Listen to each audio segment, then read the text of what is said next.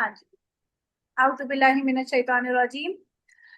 हम पढ़ रहे थे कि वादिये तिया में इनका 40 साल तक इनको अल्लाह ताला ने सजा दे दी, क्योंकि ये अपनी नाफरमानियों में हद से गुजरे हुए थे। फिर ये कि मूसा अलैहिस्सलाम और हारून अलैहिस्सलाम का इसी इसी टाइम पे इंतकाल हो गया। इसी 40 साल के अरसे में एक नई जनरेशन जो है वो जवान हो गई। और फिर इन जनरेशन ने अपने, लेकिन अल्लाह ताला ने इनके लिए हिदायत का रास्ता नहीं रोका।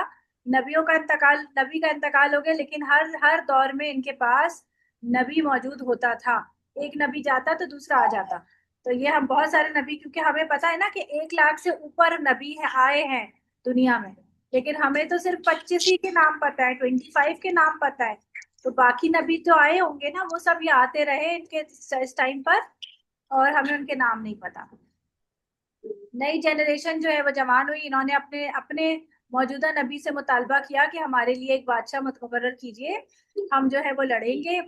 तो अल्लाह ताला ने किसको मुंतखब किया था? शाबाश, नाम बताओ। तालूत। हाँ जी, तालूत को किया था। विशाल, आप हो हमारे साथ यहाँ पे? अनम्यूट करके।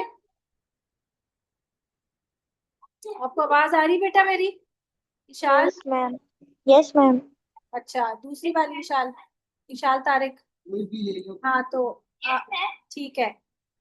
तो तालूत को जो है वो अल्लाह ताला ने मुंतखब कर लिया। और इन्होंने क्या बोला, इस बात पे एतराज क्या किया था इन्होंने कि ये तो मालदार ही नहीं है।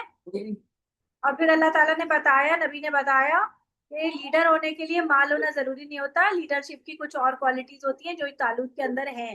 फिर तालूत ने जो है इनको बताया कि एक नहर से अल्लाह ताला हमारी आजमाइश करेगा, उस नहर से पानी नहीं पीना, पेट भर के पानी पियोगे तो तुम मेरे साथी नहीं हो।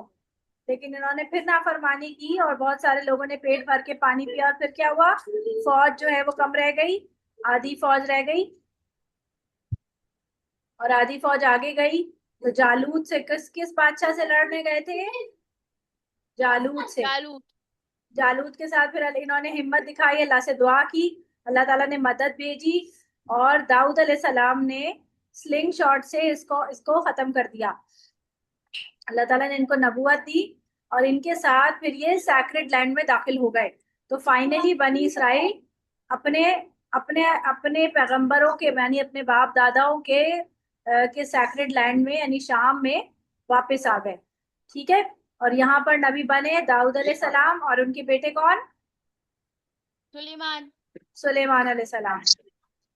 हाँ जी, सुलेमान अलैहिस्सलाम। सुलेमान अलैहिस्सलाम और दाऊद अलैहिस्सलाम को अल्लाह ताला ने बहुत अच्छा फैसला करने वाला बनाया था, यानी बहुत अच्छे जज होते थे, लोगों के मसाइल हल करते थे। उसके अलावा अल्लाह ताला ने सुलेमान अलैहिस्सलाम की दुआ पर इनको एक बहुत बड़ी किंगडम दी थी, बहुत बड़ी किंगडम। ये क्लास ज्वाइन हुई है इसमें। बहुत बड़ी किंगडम दी थी। कैसी किंगडम थी? कि हवा इनके ताबे थी। कैसी किंगडम थी बेटा?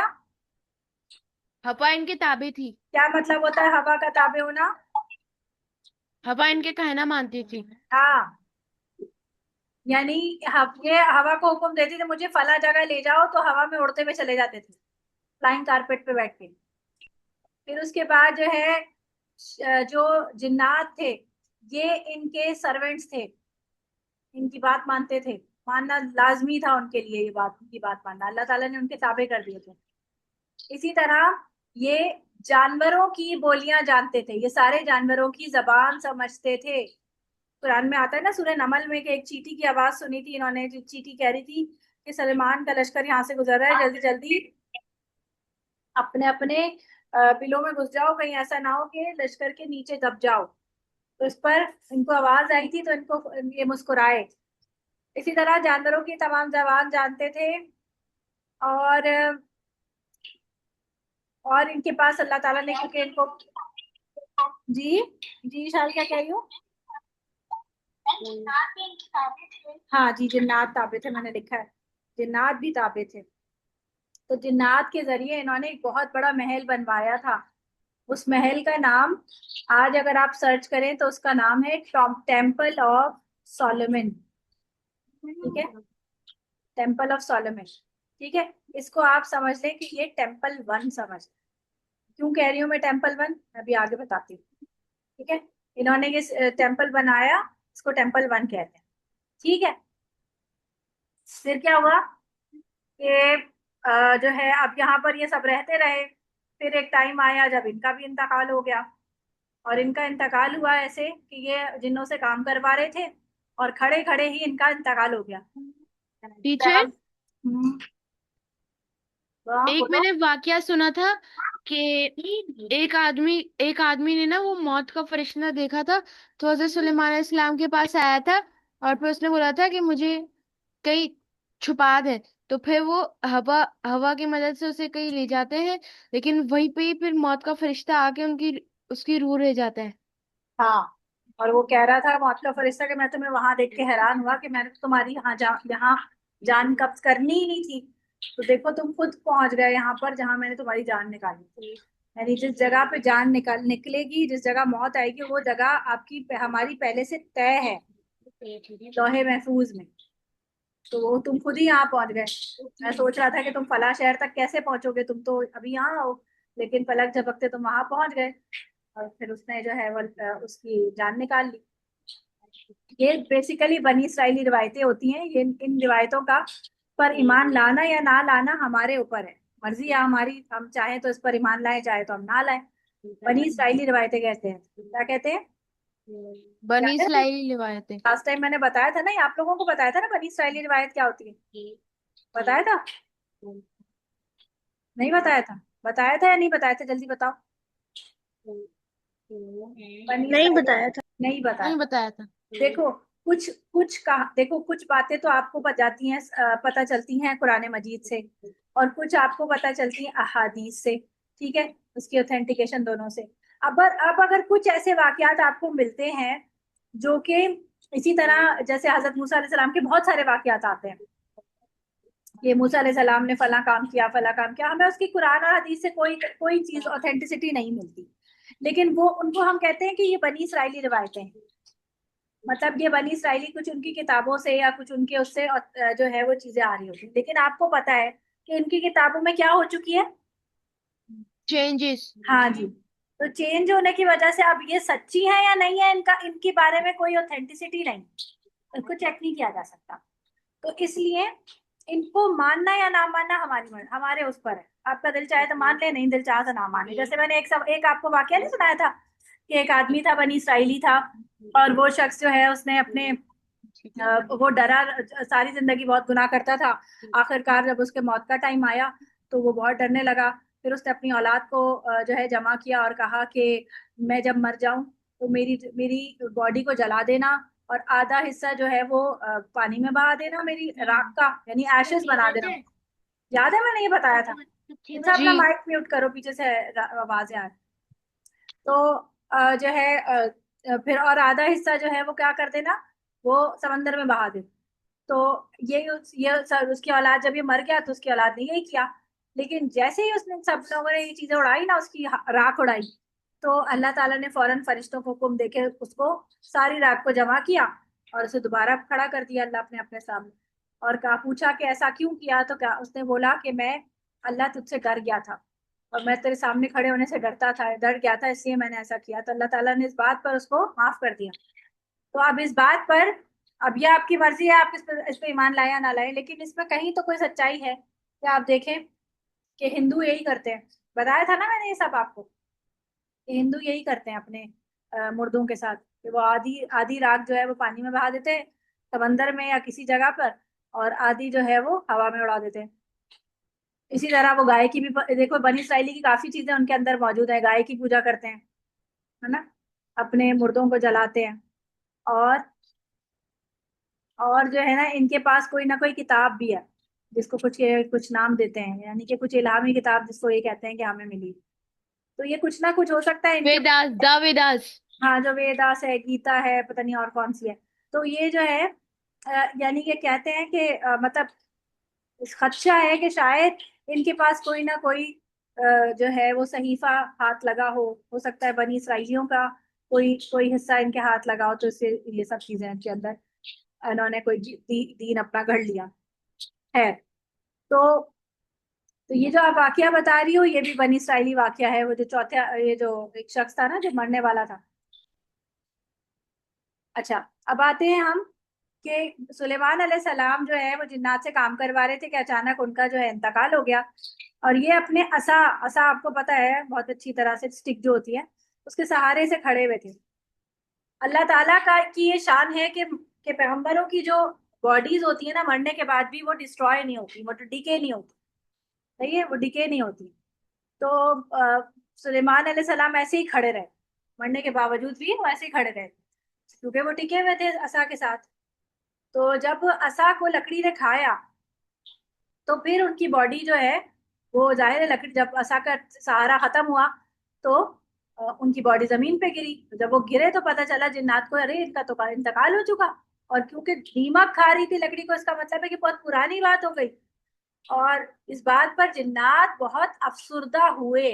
क्यों जिन्नात अफसुर्दा हुए कि हम इस जलालत में या इस मुसीबत में क्यों पड़े रहे, अगर हमें पहले पता होता तो हम कब के इस कैद से आजाद हो जाते। बात समझ आई? इसका मतलब यह है कि जिन्नात ये बात पसंद नहीं करते कि वो किसी इंसान की कैद में जाएं। समझ आई ये बात? अब मैंने ये बात आपको अच्छी तरह बताई है कि जादू करने के जी। लिए आपको किसकी जरूरत होती है, इंसान को किसकी जरूरत होती है जादू करवाने के लिए, करने के लिए? जिन्नात की। तो कोई जिन्नात खुशी खुशी खुशी आपको आपको हेल्प करेगा कि हाँ चलो आओ मैं जादू करने में हेल्प कराता हूँ? नहीं। नहीं करेगा। उसके लिए फिर आपको क्या, फिर इंसान को क्या देना पड़ता है? जो हाँ, वो मांगता है। हाँ, फिर आपको अपनी डिग्निटी से नीचे जाना पड़ता है। इंसान की एक डिग्निटी है ना, अल्लाह ने सुपीरियर बनाया ना इंसान को, वो इंसान को इंफीरियर करता है। मैंने बताया था ना, कब्र के अंदर बैठकर गंदगी गंदगी के अंदर बैठता है, गंदी गलाजतें खिलाता है, फिर जाके जो है वो जादू होता है। और जादू की माफी नहीं है। तौबा के बगैर इंसान अच्छी सच्ची तौबा करे, कफारा अदा करे, फिर जाके कोई इंसान, अल्लाह ताला शायद उसे माफ कर दे। लेकिन अगर ऐसे ही मर गया तो जादू की, किसी के ऊपर भी जादू करने की माफी नहीं है। और ये हमेशा याद रखना बेटा, there is no such thing as white magic. Magic हमेशा काला होता है, और काला हमेशा अंधेरा होता है। समझ आइए, there is no such thing as white magic. Harry Potter में दिखाते हैं ना, अच्छे जिन बुरे जिन, व्हाइट मैजिक भी है, ब्लैक मैजिक भी है। लेकिन व्हाइट मैजिक दुनिया में एग्जिस्ट ही नहीं करता है। ठीक है, सब मैजिक ब्लैक ही है, और सब मैजिक हराम है। तो सुलेमान अलैहिस्सलाम का इंतकाल हो गया, टेम्पल वन बन चुका था, जिन्नात आजाद हो गए। बनी इसराइली बहुत ज्यादा इसमें पड़े रहे। किस में पड़े रहे? जादूगरी में। क्योंकि आपको पता है जादूगरी फिरौनियों के अंदर भी बहुत ज्यादा थी ना, वो जो मुकाबला करवाया था। तो जिन्नात, मेरी आवाज आ रही है ना आप लोगों को बेटा? जी। ठीक है। तो जिन्नात जो है यानी इनकी हेल्प करते रहे जादूगरी में। और सबसे ज्यादा इम्पोर्टेंट जादू इनके लिए पता है कौन सा था? सबसे खास जादू जो ये सीखते थे बनी इसराइल, पता है आपको? नहीं। सबसे खास जादू होता था मियाँ बीवी की लड़ाई कराना या जुदाई डलवाना। ये ये खास जादू सीखते थे कि जिससे मियाँ और बीवी में आपस में जुदाई हो जाए, यानी इनके रिश्ता खत्म हो जाए, शादी खत्म हो जाए। ये इनका खास जादू होता था, और ये बहुत शौक से सीखते थे ऐसा जादू। तो इस चीज पर शैतान बहुत खुश होता है। अगर कोई शख्स मियाँ बीवी के दरमियान में लड़ाई डलवाता है, उससे शैतान बहुत खुश होता है। पता है आपको ये बात? हर रोज शैतान पानी पर अपना पानी पर अपना तखत लगाता है, अल्लाह की तरह। अल्लाह का अर्श जो है वो पानियों पर है, वो भी अब पानी पर अपना तखत लगाता है, और अपने तमाम चेलों को बुलाता है और पूछता है टीचर, क्या अल्लाह का काम। अर्श पानी पे, अल्लाह का अर्श पानी पे। यहाँ पानी नहीं, सात आसमान, सात आसमान के ऊपर जन्नत, जन्नत के सारे लेवल्स, उसके ऊपर पानी, और उसके ऊपर अल्लाह का अर्श। ठीक है। तो ये दुनिया में पानी में लगाता है। तो पानी तो ये सारे चेलों को बुलाता है और कहता है, होता है। जी सोएबा, अर्श क्या होता है? अल्लाह का अर्श जिस पे अल्लाह ताला मौजूद है, कैसा है हमें नहीं पता। सही है, अर्श अल्लाह का, अल्लाह की जगह है। वो सबसे और वो मखलूकात में सबसे बड़ी मखलूक है। उसी अर्श पे अल्लाह ताला मौजूद है। अब बैठे हैं, लेटे हैं, खड़े हैं, हमें नहीं पता, और किस तरह के हैं हमें नहीं पता, और इससे ज्यादा हमें सोचना भी नहीं। ठीक है, क्योंकि हम सोचेंगे तो हम इंसान को ही सोचेंगे, हमारे जहन इससे ज्यादा आगे नहीं जा सकता ना। हम अल्लाह को, अगर अल्लाह अल्लाह माफ करे, हम अल्लाह को सोचने लगे तो हम इंसान के रूप में सोचेंगे अल्लाह, तो हम इससे ज्यादा नहीं सोचना। ठीक है, क्योंकि इससे ज्यादा हम जानते नहीं। तो अर्श पे ये अपना अपना तखत जो है ये पानियों पर लगाता है, चेलों से पूछता है कि बताओ तुमने क्या किया। तो फलां, तो एक कोई आके कहता है कि मैंने तो किसी को धोखा दिलवाया, मैंने जो है वो चोरी करवाई दो बंदों में, मैंने फलां को जो है दो दोस्तों को लड़वा दिया। वो कहता है तुमने कोई काम नहीं किया, कोई काम, ये बड़ा, ये तो कोई बड़ी बात नहीं है, ये तो कोई बड़ी बात। फिर एक बंदा जो है वो आके कहता है मैंने मियां बीवी में जुदाई डलवाई है। तो उसको उठ के गले लगाता है, कहता है तुमने किया है असली काम, असल काम तो तुमने किया है। तो मियां बीवी के दरमियान में कोई भी लड़ाई करवाना या उसकी उसकी वजह बनना, ये बहुत बड़ा गुनाह है। अब ऐसे में हम इंसान कब कब ऐसा रोल प्ले प्ले कर रहे होते हैं। आप लोग बड़े हो गए तो इंशाल्लाह आपके भाइयों की शादियां होंगी, आप लोग जो है वो आपके घर में भाभियां आएंगी। तो अक्सर क्या होता है कि नंद बनते हैं ना, भाभी और नंद। तो अक्सर क्या होता है कि लड़कियां झूठी सच्ची शिकायतें लगा रही होती हैं भाइयों से कि भाभी ने ये किया, भाभी ने वो काम किया, भाभी को तंग करना। तो वो क्या करती हैं भाभी फिर, तुम आपको तो कुछ नहीं कह सकेंगी, तो भाई से लड़ती हैं जाकर कि देखो तुम्हारी बहन मेरे साथ क्या क्या कर रही है। तो इसकी वजह क्या होता है, ये गलत बात है। आपने दो दो मियाँ बीवी के दरमियान आपकी वजह से अगर लड़ाई हो रही है, तो ये बहुत खतरनाक बात है। इससे शैतान तो बहुत खुश होगा, तो अल्लाह नाराज ही होगा ना। तो ये वाली चीज हो गई। अब क्या हुआ कि अब इनके अंदर, क्योंकि ये इस तरह के जादूगरी और इन सब में बहुत इन थे, अब क्या हुआ इनके ऊपर दूसरी कौम दोबारा से हमला हुई। इनके ऊपर तातारियों ने हमला किया। तातारी, जिनको इंग्लिश में बेबीलॉन्स कहते हैं, आपने कभी सुना है बेबीलॉन्स का नाम? बेबीलोनीज, बेबीलोनियंस, जी। जी। सुना है ना? इन्होंने जी। हमला किया। ये छोटे छोटे बहुत सारे ट्राइब्स थे, जंगजू कबाइल, इनके कोई रिलीजन नहीं थे। ये बस घुस मारते थे, घुसते थे, लोगों को बहुत ज्यादा जदोकोब करते थे, बहुत मारते थे। इन्होंने इतने यहूदी मारे, बहुत यहूदी मारे इन्होंने। और इन्होंने इनका टेम्पल भी तोड़ दिया। इनके लिए ये सैक्रेड था ना, इनके लिए सैक्रेड प्लेस थी।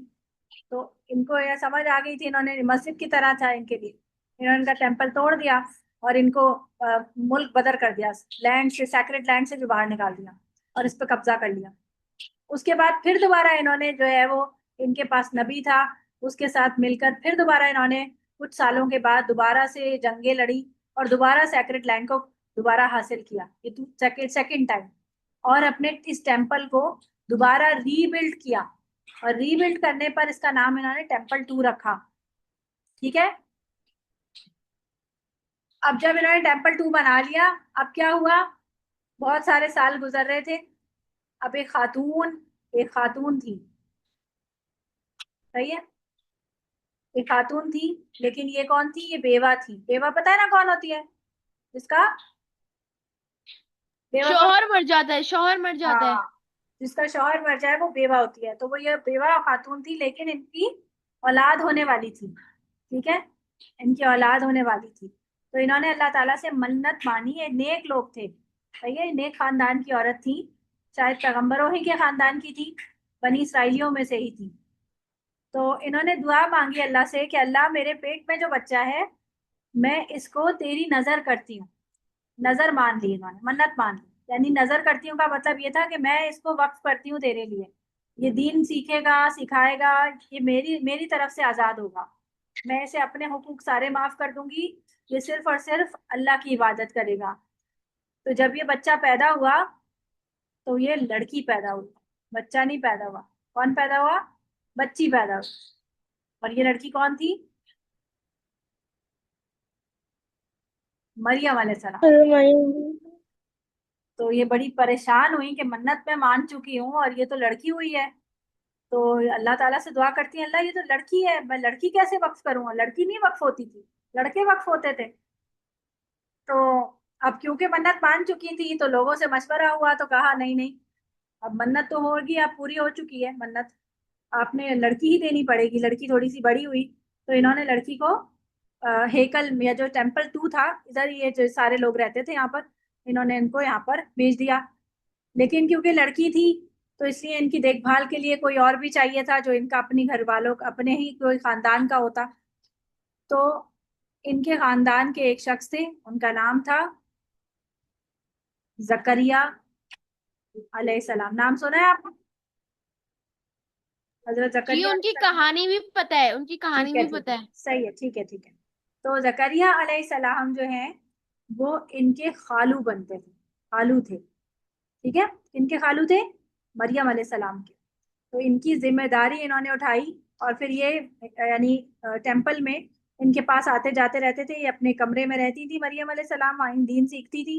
इनके पास आते जाते रहते थे, खाने पीने की चीजें अगर कोई चाहिए होती थी वो दे देते थे, और इनसे बातें वगैरह भी कर लेते थे। तो मरियम अलैहिस्सलाम बहुत अल्लाह ताला की नेक बंदी थी। अल्लाह ताला ने इनको बहुत ज्यादा इल्म दिया था, और जकरिया अलैहिस्सलाम इनको देख के बहुत खुश होते थे। और जब इनके पास से इनसे पास से आते तो अल्लाह ताला से दुआ करते कि अल्लाह मुझे भी औलाद दे। इनकी औलाद नहीं थी, बूढ़े थे ये, इनकी अपनी कोई औलाद नहीं थी। तो कहने लगे, तो दुआ मांगी अल्लाह ताला से कि अल्लाह मुझे भी औलाद दे जो मेरे इल्म की वारिस हो। इनके पास नबियों की ना विरासत इल्म नहीं होती। ठीक है, नबी की विरासत इल्म होता है। विरासत पता समझ आती है? प्रॉपर्टीज, यानी मरने के बाद जो चीज डिस्ट्रीब्यूट की जाती है। तो नबियों की विरासत में जायदादें नहीं होती हैं, नबियों की विरासत इल्म होता है। ये बात समझ आती है? तो इन्होंने दुआ मांगी, अल्लाह कि मेरा इतना सारा इल्म है, अगर मेरी टीचर औलाद हो। जी बेटा। स्क्रीन खत्म हो गई है। सबके पास खत्म हो? नो। आप दोबारा से लगाओ, रीजॉइन करो, आ जाएगी। तो जकरिया अलैहिस्सलाम जो है वो बूढ़े थे, और उन्होंने अपने लिए औलाद मांगी अल्लाह से। अपने तौर पर देखें, ये बात एक एक नामुमकिन सी बात है ना, कि बूढ़े होने में, बूढ़ा इंसान जो है उसकी औलाद नहीं होती है। नॉर्मली ऐसा नहीं होता। अल्लाह ताला ने मुआजा किया, अल्लाह ने इनकी दुआ कबूल की। मुआजे के तौर पे अल्लाह ताला ने इनको याहिया अलैहिस्सलाम दी। याहिया अलैहिस्सलाम जो थे, उनका नाम अल्लाह ताला ने खुद सेलेक्ट किया, याहिया। अल्लाह ने कहा कि ये याहिया होंगे, और इनका नाम और किसी का नहीं था, मतलब किसी नबी का नाम नहीं था, ये भी नबी होंगे। और ये एक अल्लाह के कलमे की, अल्लाह के एक कलमे की तस्दीक करने वाले होंगे। अब ये कौन सा कलमा था? ये कौन सा कलमा था जो मरियम अलैहिस्सलाम के पास आने वाला है? ये उस सेम टाइम की बात हो रही है। ठीक है, यहाँ जकरिया अलैहिस्सलाम से के याहिया पैदा होते हैं, इधर मरियम अलैहिस्सलाम के पास एक फरिश्ता आता है इंसान के रूप में। ठीक है, अब ये जवान हो गई हैं, अब इनके पास जो है वो फरिश्ता आया है इंसान के रूप में, आदमी के रूप में। जब इनके पास कमरे में आदमी आया तो ये, और अननोन आदमी था, तो फौरन मरियम अलैहिस्सलाम, क्योंकि शरीफ औरत थी, मैंने आपको बताया है ना कि कमरे में तन्हाई में किसी अजनबी के साथ होना किसी शरीफ औरत के लिए कभी गवारा नहीं होता। तो उन्होंने फौरन कहा कि आऊज़ु बिर्रहमानी, मैं तो रहमान की पनाह तलब करती हूँ। और किससे तलब करती हूँ? मिन का, तुझसे। मैं अल्लाह की पनाह तलब करती हूँ तुझसे। आउजू बी, पता है ना, आउजू के दो दो प्रपोजिशन होते हैं, शुरू से बताया मैंने आपको। तो क्या बोला उन्होंने? आउजू बिर रहमानी, किसकी पनाह लेती हूँ? मैं रहमान की पनाह लेती हूँ, बी। और किससे लेती हूँ? मिन का, तुझसे। ये का क्या है? तुझ, और मिन लग गया इसके साथ, तो आउजू के दो प्रपोजिशन पूरे हो गए। तो कहती है मैं तो तुझसे अल्लाह की पनाह लेती हूँ, तुम यहाँ क्या कर रहे हो, और तुम यहाँ से जाओ। तो फरिश्ते ने कहा कि मैं अल्लाह का भेजा हुआ हूँ, और मैं कोई इंसान नहीं हूँ, और मैं तो तुम्हें एक लड़के की खुशखबरी देने आया हूँ अल्लाह की तरफ से। तो मरियम अलैहिस्सलाम ने कहा, मेरा लड़का कैसे हो सकता है, मेरी ना शादी हुई है और ना ही मैं कोई बदकार औरत हूँ। यानी मैं किसी के साथ कहीं तन्हाई में रहती नहीं हूँ, मेरे पास कोई आदमी नहीं आता है मेरे, तो किस तरह मेरा बेटा हो जाएगा? तो फरिश्ते ने कहा अल्लाह का हुक्म है, ऐसा ही होगा। तो इस पर फरिश्ते ने फूंक मार के और वो चला गया अल्लाह के हुक्म से। इसको कहते हैं कलमाए कुन। क्या कहते हैं? कलमाए कुन। कुन क्या है? काना यकूनु कौन, हमने काना लफ्ज पढ़ा है पीछे किसी को उसमें? काना यकूनु कौन से, इसका माना होता है टू बी, यानी होना। इससे जो फेले अमर बनता है वो बनता है कुन, यानी हो जा। ठीक है, कुन फयाकून सुना है ना आपने, कि अल्लाह ताला जब किसी जी। किसी चीज का इरादा करता है तो वो उसको कहता है कुन, तो वो हो जाता है। फयाकून तो वो हो जाता है। तो देखो, कन कुन, और ये इसी यकून के साथ फा लग गया। फा का माना होता है तो, और यकून का माना हो जाता है। तो यकून तो वो हो जाता है जब अल्लाह किसी काम का, इन्नमा अम्रुहु इज़ा अरादा शैअन अन यकूला लहू कुन फयकून, तो वो उसको कहता है कुन, तो वो हो जाता है। बात समझ आई? तो इसको कहते हैं ये अल्लाह के कलमा कुन से पैदा हुआ, यानी अल्लाह ने कुन कह दिया। अब इसके लिए किसी बाप की जरूरत नहीं थी। सही है? ये ये मौजजाती थी, मौजजा था कि एक औरत बगैर शादी के, बगैर किसी के छुए, बगैर किसी कोई बुरे काम किए, खुद से जो है वो एक बच्चे की माँ बनी। और इस तरह अल्लाह ताला ने इनको ईसा अलैहिस्सलाम अता किए। तो जब बच्चे की विलादत का टाइम करीब आया तो मरियम अलैहिस्सलाम कहीं दूर चली गई, वहां मतलब टेम्पल टू से निकल के जरा दूर कहीं चली गई ताकि लोगों की नजर में ना आए। और जब बच्चा पैदा हुआ तो बहुत परेशान हो रही थी कि मैं ये बच्चे को लेके लोगों के सामने कैसे जाऊंगी, लोग तो मुझे बुरा भला बोलेंगे और कहेंगे कि देखो, इस टेम्पल के अंदर वैसी किसी लड़की की गुंजाइश नहीं थी, हमने तो सारे मतलब सारे उसूलों को अलग करके इसको जगा दी और देखो इसने क्या कारनामा अंजाम दिया। ये कहेंगे ना लोग, इसको बदकार बोलेंगे। तो वो दुआ मांग रही थी कि मैं क्या करूं, तो ऐसे में अल्लाह ताला ने ईसा अलैहिस्सलाम को बोलने की ताकत दे दी। ईसा अलैहिस्सलाम बोले, इतनी छोटी सी, मतलब अभी पैदा हुए हैं जस्ट, वो बोले अपनी माँ से कि आप परेशान ना हो, अल्लाह ताला ने मुझे भेजा है और मैं अल्लाह का नबी हूँ। आप परेशान ना हो, जब लोगों के सामने आप जाइएगा तो कहिएगा कि आपने चुप का रोजा रखा है। उस जमाने में चुप का रोजा होता होगा, जैसे मतलब चुप का रोजा का मतलब है कि मैं आज सिर्फ और सिर्फ अल्लाह की इबादत करूंगी, मैं किसी से बात नहीं करूंगी। तो ठीक है। हाँ जी। वो कितने साल के थे? कौन? हजरत ईसा अलैहिस्सलाम। अभी तो पैदा हुए थे, बस पैदा हुए थे, कितने भी साल के नहीं थे। लेकिन एक अच्छा। हम्म, मौजा था ना, इतने छोटे से बिल्कुल बच्चे बोल रहे थे, अभी पैदा हुए हैं और बोलने लगे। तो ईसा अलैहि सलाम ने उनको कहा कि आप जो है वो ये कह दीजिएगा और मेरी तरफ इशारा कर दीजिएगा, बस मैं संभाल लूंगा। मरियम अलैहि सलाम ने बच्चे को बोलता देखा तो वो समझ गई ना कि अब ये कोई मुअज्जा ही है, और उनको तसल्ली भी हुई। तो बच्चे को गोद में उठा के जब लोगों के दरमियान आई तो लोगों ने फौरन तरह तरह के इल्जाम लगाने शुरू कर दिए। तो मरियम अलैहि सलाम ने बच्चे की तरफ इशारा कर दिया और कहा कि मतलब और कहा कि मैं जो है मतलब मतलब इशारे से कह दिया कि मैंने चुप का रोजा रखा है। लोगों ने कहा कि बच्चे की तरफ क्या इशारा कर, हम क्या इससे बातें करें? तो इसी वक्त ईसा अलैहि सलाम बोले और क्या कहा कि मैं अल्लाह का बंदा हूँ। बेटा नहीं बोला, क्या कहा? मैं अल्लाह का बंदा हूँ और मैं अल्लाह का नबी हूँ, और मुझे अल्लाह ने इंजील दी है। ये बचपन से इंजील के माहिर थे, और तौरात भी बचपन से इनको हिफ्ज थी, तौरात भी जानते थे। ठीक है, हिफ्ज, और ये दोनों दोनों बुक्स को हेब्रियो जबान में लिखते थे। सही है? यानी ये लिखना पढ़ना भी बड़े होने, थोड़े से जब बड़े हुए थे तो इनको सब कुछ आता था, ये किसी मदरसे गए बगैर सब कुछ जानते थे। ठीक है? तो अब तौरात हिफ्स थी, इसका मतलब ये था कि तौरात ऑब्सोलीट नहीं की थी अल्लाह ने। तो इंजील भेजने के बाद तौरात भी एप्लीकेबल थी। ठीक है, ये बात समझ आ रही है ना? अब देखो, कुरान आने के बाद इंजील और तौरात एप्लीकेबल नहीं है ना, कुरान आने के बाद अब आप इंजील पे अमल करना शुरू कर दें या तौरात पढ़ना शुरू कर दें तो क्या फायदा होगा आपको? हम्म। नो। नहीं होगा। तो अभी, लेकिन उस टाइम पर जब इंजील नाजिल हुई, तौरात खत्म नहीं की गई थी। तौरात में समझ लीजिए कि 1/3 हिस्सा था शरीयत का, और इंजील में समझ लीजिए 1/3 हिस्सा था शरीयत का। दोनों दोनों मिलके क्या बनता है? दोनों मिलके क्या बनता है? 2/3 हिस्सा। अब कितना बचा है? 1/3 और बचा है ना। 1/3 और कहाँ से आया नया? वो कुरान मजीद में कॉपी हुआ, और ये 2/3 भी जो ऑथेंटिक पार्ट था वो भी इसमें कॉपी कर दिया गया। जो इसमें, क्योंकि बाकी लोगों ने फिर तौरात में भी और इंजील में भी चेंजेस की ना बाद में।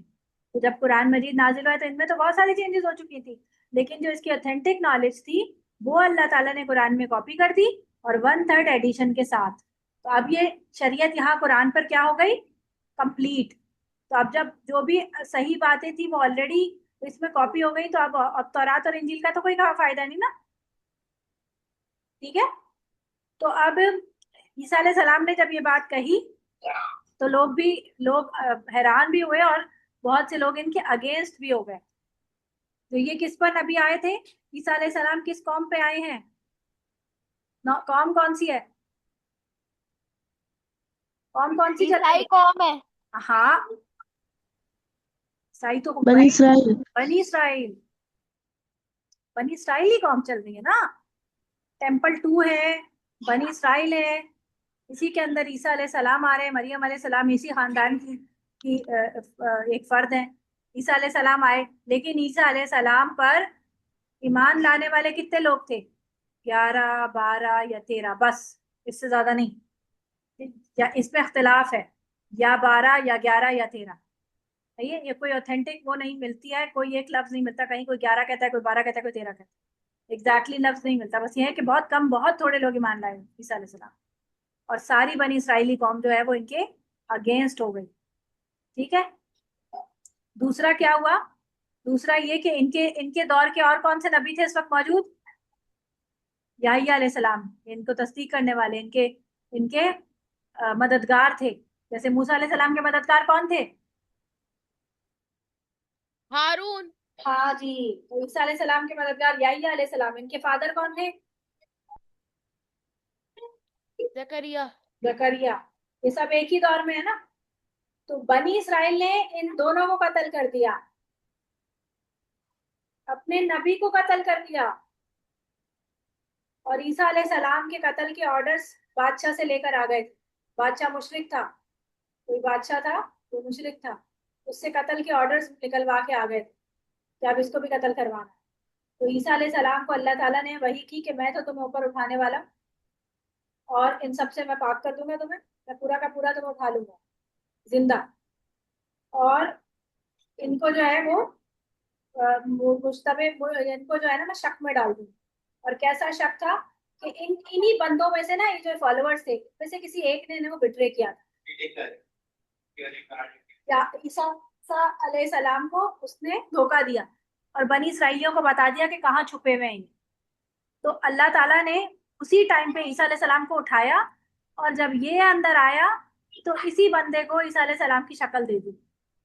तो लोगों ने समझा यही ईसा है, और इसको जो है वो क्रॉस पे चढ़ा दिया दार पे मरने के लिए। यही मरा है। ठीक है।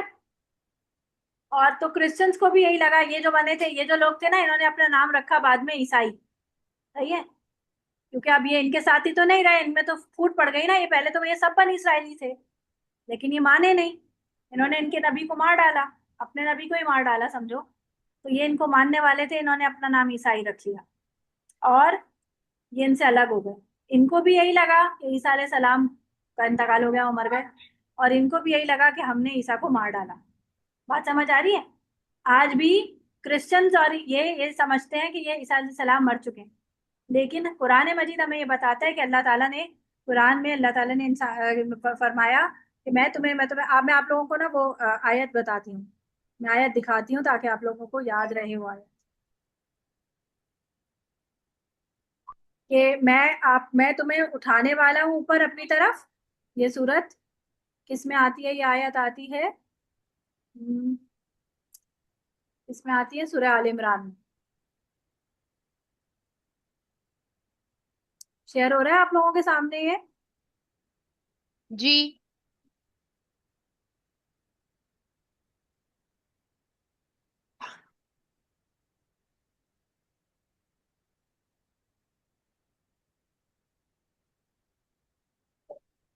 अच्छा, एक और चीज आप देखो, इसके बाद मैं आपको बताऊंगी कि इसमें इनको बहुत सारे मुआवजे भी मिले थे। मुआवजे मुझे याद दिलाना है, इसके बाद मुझे बताना है। ये देखो, ये वाली आयत देखिए, नजर आ रही है? इस क़ाल अल्लाहु, इस जब, औला कहा, अल्लाहु अल्लाह ने, क्या कहा? या ईसा, ए ईसा, इन्नी बेशक मैं, मुतवफी का विल टेक यू, यानी तुम्हें उठाने वाला हूँ या लेने वाला हूँ। और मुतवफिका का रूट वर्ड होता है वाफा या वफा, या से वफा का माना होता है पूरा पूरा लेना। वादा वफा करो, क्या माना होता है वादा वफा करो? वादा, वादा वफा करो का क्या माना होता है? अपना वादा वफा करो, अपना वादा कंप्लीट करो जुमला, अपना वादा पूरा करो। ठीक है, तो इसका माना पूरा का पूरा, पूरा लेने वाला हूँ। राफियों का, और उठाने वाला हूँ। राफिया रफे, राफे का माना क्या होता है? उठाना, बुलंद करना, बुलंद करने वाला हूँ इलैया, अपनी तरफ। अल्लाह ने कहा मैं अपनी तरफ वो बुलंद करने वाला हूँ तुम्हें, यानी उठाने वाला हूँ। व मुतहिरु का, और मैं तुम्हें पाक करने वाला हूँ। मिनल लदीना कफर, उन लोगों से जिन्होंने कुफर किया है, यानी बनी इसराइली, जो कुफर करने वाले बनी इसराइल है, मैं उनसे तुम्हें पाक कर दूंगा, यानी बचा लूंगा। वजाइलुल लदीना तबाउ का, और मैं बनाऊंगा उन लोगों को जो तुम्हारे फॉलोअर्स हैं, उन्हें क्या बनाऊंगा? फौकल लदीना कफर, जो काफिर है उनके ऊपर ले जाऊंगा। इला यौमिल क़ियामत, कयामत के दिन तक। इसका क्या मतलब हुआ? कि तुम्हारे फॉलोअर्स को, यानी ईसा अलैहि सलाम के फॉलोअर्स को, बनी इसराइलियों के ऊपर सुपीरियोरिटी दूंगा। फिर आगे अल्लाह कह रहा है सुम्मा इलैया मरजिउकुम, फिर उसके बाद तुम मेरी तरफ ही लौट के आओगे। फाकुम बैनकुम, फिर मैं तुम लोगों के दरमियान में फैसला करूंगा। फीमा कुंतुम फीही तख्तलिफून, जिस भी बारे में तुम आपस में डिस्प्यूट रखते हो या झगड़ते रहते हो। तो इसका मतलब यह है कि दुनिया में क्रिश्चियनिटी सबसे ज्यादा है इसी वजह से, क्योंकि अल्लाह ने ये वादा किया कि मैं तुम्हारे फॉलोअर्स को सब इनके ऊपर कर दूँ। और ज्यूज की तादाद हमेशा क्रिश्चियन से कम रही। हालांकि ईसा अलैहि सलाम के मरने टाइम, या सॉरी, अल्लाह ताला की तरफ उठाने टाइम पर इनकी तादाद बहुत कम थी, 11-12 थी। उसके बावजूद आज दुनिया में क्रिश्चियन सबसे ज्यादा, मुसलमानों से भी ज्यादा है। ठीक है। और दूसरी बात कि हमेशा इन लोगों को, ये जो ये लोग हैं, इन लोगों को हमेशा इनकी जरूरत पड़ी रहती है क्रिश्चियंस की, अपने काम निकलवाने के लिए। वो इंशाल्लाह मैं आपको आगे बताऊं। यानी कि अब यहाँ पर देखो इनको कि क्या कौन कौन से मौजे मिले थे, बस ये देख लो, फिर उसके बाद क्लास एंड कर रही हूँ। इला बनी इसराइला अन्नी कद जितुकुम बि आयतिन मिर रब्बिकुम, यानी ईसा अलैहि सलाम जो है ना, अल्लाह ताला की तरफ से जो नबी होकर आए थे, तो बनी इसराइल को उन्होंने कहा कि मैं तुम्हारी तरफ अल्लाह की तरफ से निशानियां लेकर आया हूँ। ये मुअज्जात थे जो ईसा अलैहि सलाम को मिले थे। मूसा अलैहि सलाम को 2 मुअज्जे मिले थे ना, इनको बहुत सारे मिले थे। और देखो तो कैसे कैसे मिले थे। अन्नी अखलुकु लकुम मिनत्तीनी कहैअति तैरी, मैं तुम्हारे लिए बनाऊंगा एक परिंदा मट्टी से। देखो, तीन का माना क्या होता है? क्ले। मैं तुम्हें मट्टी से एक क्ले का एक पुतला बनाऊंगा। किस चीज का पुतला? बर्ड का। बर्ड। फअनफुखु फीही, और फिर मैं क्या करूंगा? उसमें एक फूंक मारूंगा, मैं उसमें मैं ब्लो करूंगा। और फिर क्या होगा? फयकून, देखो वही लफ्ज आ रहा है, फयकून, कुन फयकून वाला ना, वही वाला। फयकून तैरन, तो वो हो जाता है, क्या बन जाता है वो? परिंदा बन जाता है, बर्ड। बर्ड बन जाएगा, जिंदा बर्ड बन जाएगा। बिइज़निल्लाह के, और किससे होगा? अल्लाह की परमिशन के साथ। ये मैं खुद नहीं करूंगा, ये अल्लाह करवाता है, अल्लाह कर रहा है। ये पहला मुआवजा था कि बर्ड को जो है वो परिंदा बनाते हैं, मट्टी का परिंदा बनाते हैं, उसमें फूंक मारते हैं, अल्लाह के हुक्म से उसमें जान आ जाती। फिर वह उबरी उल अकमहा, और मैं किसी ब्लाइंड को, कैसा ब्लाइंड है? पैदाइशी अंधा। यानी कोई बंदा जो पैदाइशी, यानी जो पैदा ही अंधा हुआ, उसको कोई साइंस की टेक्नोलॉजी भी ठीक नहीं कर, मेडिकल साइंस भी ठीक नहीं कर सकती, लेकिन ये उसको हाथ फेरते थे और वो बंदा, उसकी आंखें ठीक हो जाती थी। और वल अबरसा, और ऐसा बंदा जिसको कोढ़ हो, अब बर्स का मर्ज हो। आज भी कोढ़ नहीं, सॉरी, बर्स। आज भी आपने देखा होगा कि बहुत से लोगों के ना वाइट वाइट निशान होते हैं स्किन के ऊपर, देखे हैं किसी ने? जी। ब्राउन और वाइट पैचेस होते हैं, जी। वो बर्स कहलाता है। उसका ना आज भी दुनिया में मेडिसिन मेडिकल साइंस में कोई इलाज नहीं है, वो ऑटो इम्यून डिजीज है, उसका कोई इलाज नहीं। लेकिन ये क्या करते थे, हाथ फेरते थे, वो ठीक हो जाता था। तो तीसरा मुआवजा क्या था? वह उहियल मौता, और मैं जिंदा करता हूँ, give life to the dead बीइज़निल्लाह, अल्लाह के हुक्म से। यानी मुर्दों को जिंदा कर देता था, सारे मुर्दों को नहीं, किसी किसी को, जिसको अल्लाह ताला ने हुक्म दिया उसको जिंदा करके दिखा दिया मुआवजे के तौर पे। वह उनब्बी हुकुम, और मैं तुम्हें बताता हूँ, इन्फॉर्म करता हूँ, बीमा ऑफ व्हाट ताकुलूना, तुम खा के आते हो, वमा तदखिरून, और जो तुम स्टोर करते हो कहाँ, फी बुतूनिकुम, यानी घर से जो कुछ तुम खा के आते हो, मैं तुम्हें बताता हूँ कि ये खा के आए। ये बेसिकली क्या है? गैब की नॉलेज, यानी कुछ गैब की नॉलेज भी अल्लाह ने मुझे दे रखी है। अब आप देखो कि ये कैसी नॉलेज है, ये कैसी चीजें हैं। देखो, एक है मुर्दे बिल्कुल बेजान परिंदे में जान डाल देना, फिर किसी पैदाइशी अंधे को आंखें दे देना, किसी ऐसी डिजीज को ठीक कर देना जो बिल्कुल आपको लगता हो कि बिल्कुल किसी के बस की चीज नहीं है, फिर मुर्गे को जिंदा कर देना, गैब की बातें बता देना। तो इसकी वजह से क्या हुआ? इन सारे मौजूदात की वजह से लोगों का अकीदा खराब हुआ। ये 11-12 लोग जब आगे गए तो इन्होंने क्या किया? इन्होंने आगे सब चीजें बताई तो, लेकिन बाद में जनरेशन बाय जनरेशन लोगों ने इसके अंदर क्या शामिल किया? शिर्क शामिल किया। इन्होंने ईसा अलैहि सलाम को गॉड बना दिया, या सन ऑफ गॉड बना दिया, या होली स्पिरिट बना दिया। समझ आई ये बात? क्योंकि ये ऐसे मौजूदात थे जो कि आम इंसान के करने के तो थे ही नहीं ना, ऐसे ऐसे मौजूदात थे। तो इसलिए लोग इसमें क्या हुआ, लोग इसमें फितने में पड़ गए।